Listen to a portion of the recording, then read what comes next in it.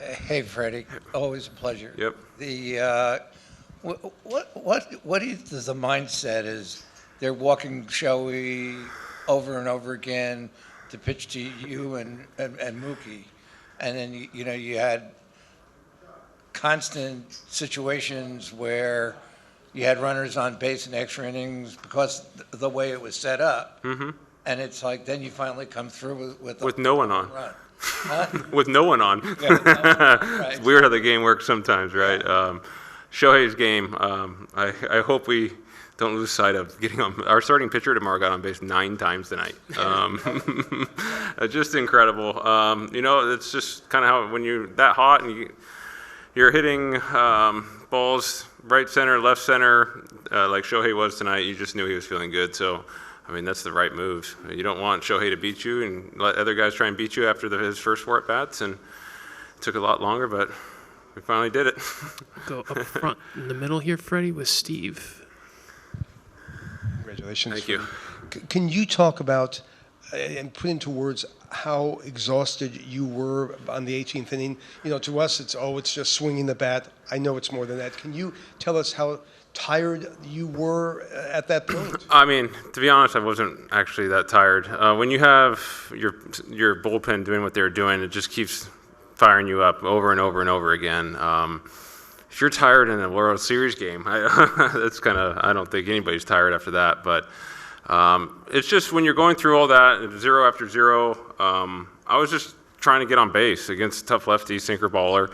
With a hard curveball, I was just trying to get on, but got to a 3-2 count and was able to put a good swing on it. My swings were getting better as the game was going on. I thought I had a couple of hits in, 21 innings ago. It felt like my swing was getting better and better, and thankfully I was able to get one over. But I don't think we're physically tired. I think you're just mentally tired because you're in it every pitch, and every pitch means something in the World Series and in the playoffs. So I think we're all emotionally and mentally drained. About 5 rows back in the middle. Hey, Freddie, you've hit a bunch of balls seemingly on the screws, even going back into Toronto, games 1 and 2, and then tonight a couple of balls that look like. At any point, do you get frustrated? Do you get annoyed? Do you get? I mean, the one in Toronto, I thought I hit way better than the one to center field, where it still was like 20 feet short. But it's not. I'm not getting frustrated. It's because the ball's on the barrel. So I know if I keep staying with that, if I try and switch it up, then I'm going to most likely not be on the barrel. So if you just keep putting good swings on it, it's sooner rather than later, it's gonna be what you want. But as the game went on, the ball was going a little bit more true for me to center field and left center. The one that Miles ran down in left center off Lauer, even though I got out, I was like, okay, there it is. I finally felt stay behind the ball and drive it, and it just made my confidence soar. And thankfully, Will Klein, MVP of this game, was able to throw more zeros up, and I was able to get up again. About 6 rows back on your right, Freddie.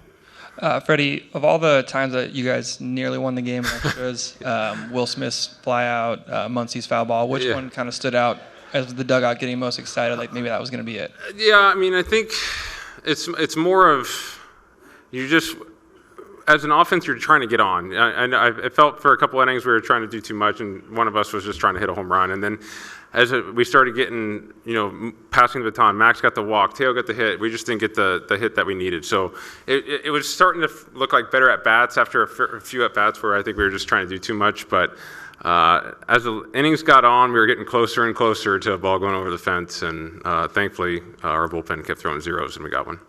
About 6 rows back on your left, Freddie. Hi, Freddie. Hey. Hola. Have you talked to Yamamoto? I mean, if it wouldn't be because of you, he would be was pitching. Going to throw the next inning. I know. We hugged him. But that's a testament to our team that he's willing to go do that. It took every single guy tonight, and for him to want to do that, I think that just shows you who we are as a group. We'll do anything to win the game, but for him to go out there, and I did see him warming up, and I was like, oh man, that is we got to keep this guy out of the game. But it's just, even though we didn't come in the game, I think that just shows you who we are as a group. Do 2 last ones, Freddie. Julian on your right. Hey, Freddie. You kind of alluded to it a little bit, but just how do you describe Shohei reaching base 9 times and then you look up and he's your starter for tomorrow. Yeah.